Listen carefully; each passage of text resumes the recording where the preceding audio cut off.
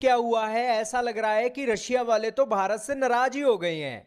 दोस्तों, रशिया जो फर्टिलाइजर के मामले में बड़े बम्पर डिस्काउंट भारत की सरकार को दे रहा था, वो डिस्काउंट अब खत्म हो गए हैं और भारत की सरकार की नींद उड़ गई है, क्योंकि चाइना ने फर्टिलाइजर के एक्सपोर्ट पे बैन लगा दिया और अब रशिया भी डिस्काउंट देना बंद कर चुका है। तो सिचुएशन ये बन गई है कि महंगा फर्टिलाइजर देश के अंदर आ रहा है और चुनाव भी आ रहे हैं और किसानों के लिए जो फर्टिलाइजर की कीमत है वो कहीं बढ़ानी ना पड़ जाए। सारी रिपोर्ट आज जानेंगे कि किस तरीके से ये इन्फ्लुएंस करने वाला है और किस तरीके से रशिया और चाइना पे हम डिपेंडेंट हैं।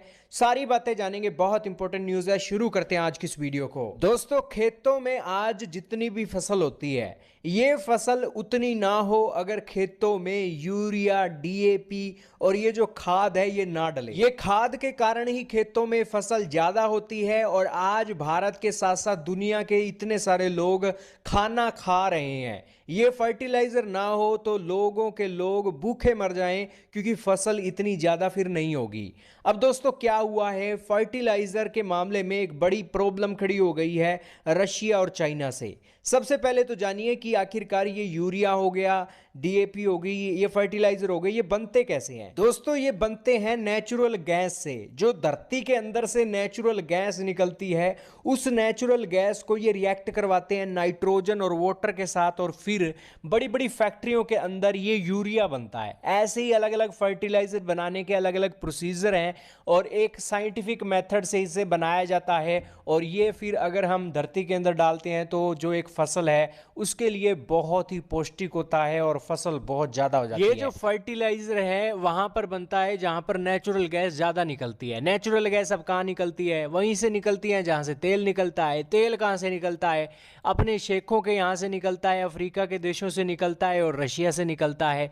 और यही कारण है कि ये सारे देश फर्टिलाइजर बनाते हैं। अपना चाइना भी फर्टिलाइजर बनाता है, क्योंकि नेचुरल गैस के मामले में इसने भी बहुत बड़ी मल्ल मार रखी है। और भारत अपने पड़ोसी चाइना से बहुत बड़ी मात्रा में एक फर्टिलाइजर इंपोर्ट करता है। कितनी इंपोर्ट करता है? दोस्तों, आपके सामने एक मैप चल रहा है अलग अलग सालों का कि कितने फीसदी हम एक अपना फर्टिलाइजर है इन देशों से मंगा रहे हैं। जो रेड कलर का एक आपको मैप दिख रहा है, इसके अंदर चाइना का एरिया दिखाया गया है कि कितने परसेंट अपनी जरूरत का हम चाइना से मंगाते हैं और कितना रशिया से मंगाते हैं। अब इस मैप के अंदर आप देख रहे हो कि 2018-19 से लेकर 21-22 तक कभी 31-31%, कभी 27%, कभी 23% हम एक जो फर्टिलाइजर है चाइना से मंगा रहे थे।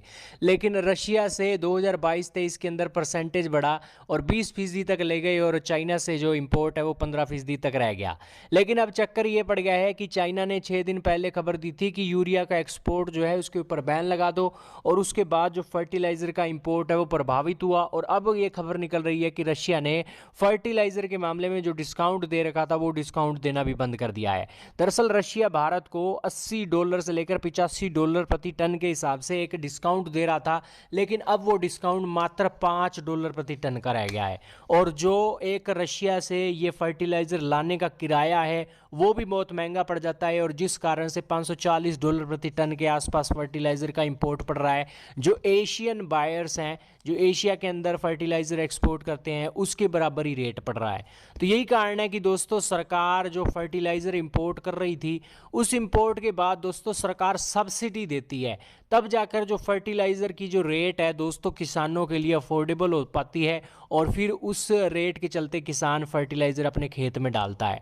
लेकिन अब ये जो फर्टिलाइजर का इंपोर्ट है महंगा हो सकता है, सरकार के लिए एक जो जेब खर्चा है वो बढ़ सकता है। खैर, बढ़ता है तो बढ़ जाए, लेकिन यहाँ पर किसानों की एक जेब पर असर नहीं पड़ना चाहिए, क्योंकि 2024 का इलेक्शन भी आ रहा है और सरकार जरूर इसका कोई ना कोई हल निकाल लेगी। क्योंकि वैसे भी दोस्तों सरकार किसानों से बहुत कमाती है। किसानों से कमाने का जरिया तो इनका यही है कि किसानों से सस्ते रेटों में ये एक फसल लेते हैं और फिर महंगे रेटों में अपने स्टोर करके रखते हैं और फिर महंगे रेटों में ये दुनिया के दूसरे देशों में बेचते हैं। किसानों को तो कभी इतना ज़्यादा फायदा पहुंचा नहीं है। तो यही कारण है कि दोस्तों किसानों से तो हर बार सरकार निकाल ही लेती है जितना पैसा किसानों के ऊपर लगाती है। खैर, आपका क्या मानना है दोस्तों, कमेंट सेक्शन में जरूर बताइएगा। लेकिन रशिया से फर्टिलाइजर की जो एक बुरी खबर, भारत आज डिपेंडेंट